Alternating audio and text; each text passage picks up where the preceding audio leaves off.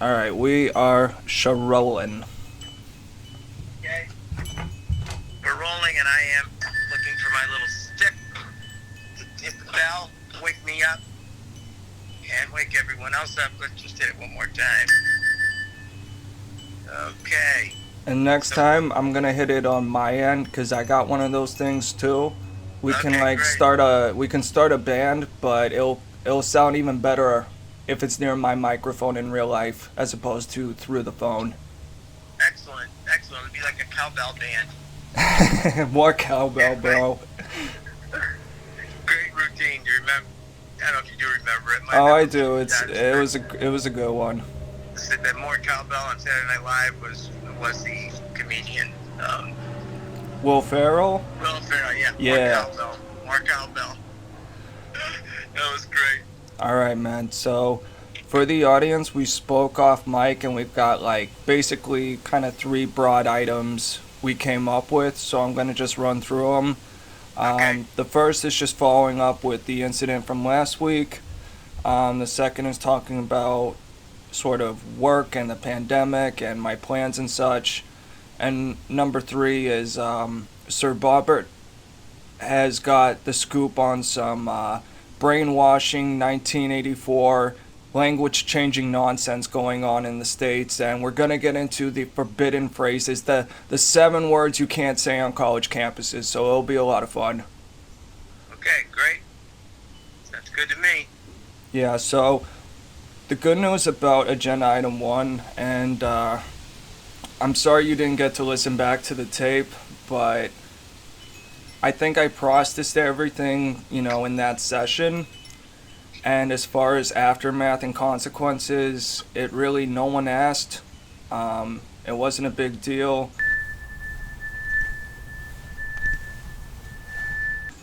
Thursday morning, just said hi as we were passing by in the hallway. Just give him a big smile and everything. And he didn't ask, he didn't say anything.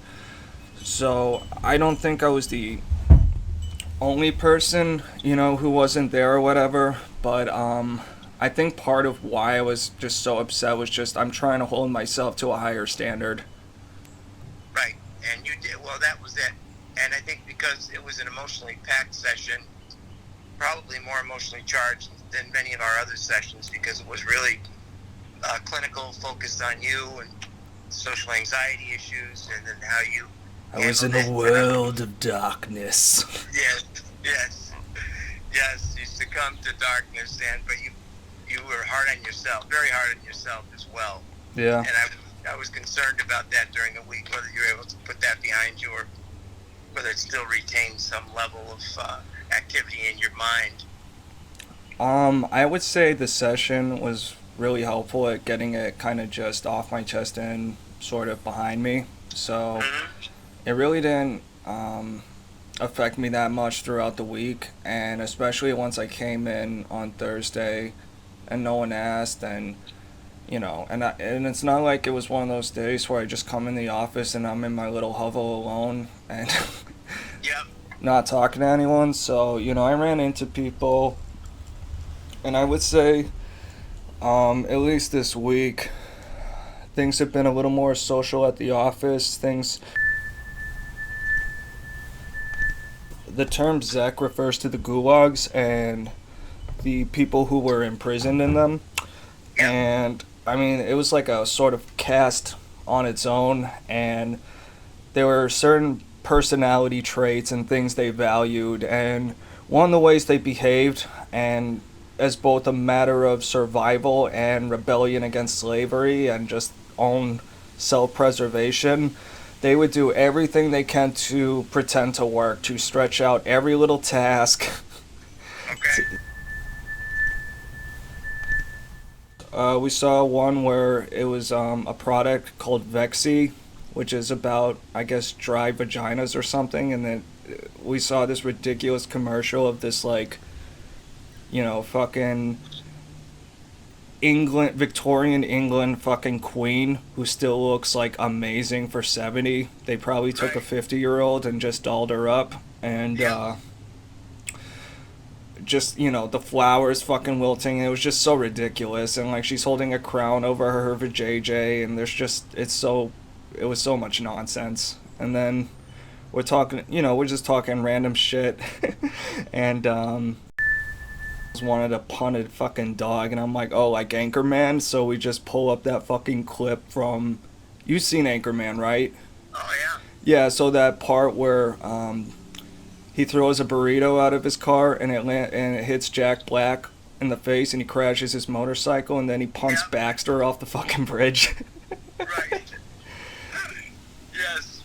So, you know, it was that kind of atmosphere, which I'm not against, but, you know, it's a different tempo than how I usually would operate. Well, the clinical expression is past. And fuck them. Exactly. Where's our retribution? Well, there it is, right there. And if you could tap into any one of, you know, hundreds of unions across the country, and there are people who do actual training in how to, you know, milk their jobs as much as possible and screw the man as much as possible. Dude, it really blows my fucking mind, like, when I've heard stories like, for example, when I was living with Medusa, there was this one day, and I only saw this kid once, I never saw him again after, but some union kid who worked at some construction site who had a heroin problem and was just describing how people go there to just not work, and it just... I cannot even picture that kind of fucking environment where everyone's just sitting on their fucking hands, but I guess it's a thing. Yeah, it's a thing. When I did my urban pioneering for 10 years in Dorchester on Meeting House Hill, which was a very mixed political neighborhood, and people moved there because they wanted to almost build a new culture in Dorchester, and we almost won, but then it got too violent. But there were people who, you know, worked for the city who didn't work. They just lived there for certain reasons. Like there was a black fire captain who lived across the street from me, and he was just there for photo ops. So they would just come by and get him when they needed a photo op to show some diversity. And there were a couple of other guys who just drove off in the morning and were back home by 10 o'clock with their cars buried in, you know, underground garages or somewhere else. And it was just went on like this all the time. Yeah, man, that thing you said about the black fire chief, what grinds my gears, Bob, is just the phony liberal shit that's like we care so much because we're so superior. And I just gotta give this example because I was just thinking about it this morning. Are you familiar at all with Steven Crowder's beef with Ethan Klein and Sam Cedar? No. So I'll just give you the short version. Okay. Ethan Klein is like just some really popular kind of... He started out really edgy and stuff, I guess, and then he just kind of sold out to the man and became very like super PC, let's just cancel everyone. And there was a clip of him talking about the CDC, and he's like, dude, the CDC has like a bunch of scientists and stuff. You don't even gotta think about it, bro. You don't even gotta think about it. And then Crowder was like, I don't know how I feel about this. I think you should just, I don't know, tell people to do their own research and make up their minds, which... I mean, I'm both for and against, because some people are just too dumb, I think, to do their own research responsibly and should just be removed from the conversation. But that's just my opinion. But anyway, so... Some people don't know how to research, basically. Yeah, so to just connect it to what I was saying about the phony liberal stuff, like... So, Ethan Klein and Steven Crowder agreed to, like, a debate to talk about the issues after going back and forth and sniping at each other for a little bit. And apparently they agreed to have a debate, they would record it, they would talk about the issues or whatever, and Steven released the full clip because it included pre-tape where they're kind of like what we do, where they're like just warming up and just chatting a bit before they officially start the show. Yes. And it seemed super cordial and genuine, and they were like non-adversarial. And then like a minute into it, Ethan is just like, well, I'm not good at debates, so I'm just gonna let this guy do it. And then this fucking douchebag, who no one likes, Sam Cedar, just pops up on the screen out of nowhere. And the first thing out of his fucking mouth is like, Steven, did you know that the Spartans practiced male love? And this really weird comment that had nothing to do with anything, other than I suspect the fact that Steven Crowder like does bits where he dresses up like movies, and he'll do 300 stuff, and he also, one of his sponsors is called Spartan Armor. Yes. So I assume it was like a homophobic dig, like, oh, you're so Spartan and you think you're so manly, but did you know that the Spartans loved sucking dick? And it's just like, you know, you're supposed to be the liberal guy, and I really fucking hate when, you know, liberals are getting into a, you know, shit fit, like, argument with conservatives, and they start insinuating that the conservative is a closeted homosexual as if that's, like, a bad thing, and they're against that. You know what I mean? Like, it's just so fucking phony. Who's being phony? Sam Cedar and Ethan Klein, because Ethan was just like, popped this dude out of nowhere. And then, like, as soon as Steven realized what was going on, he's like, Sam Cedar, this is a fucking nightmare. But these are all liberals, right? No, Steven's conservative. Okay. Crowder's conservative. Yeah.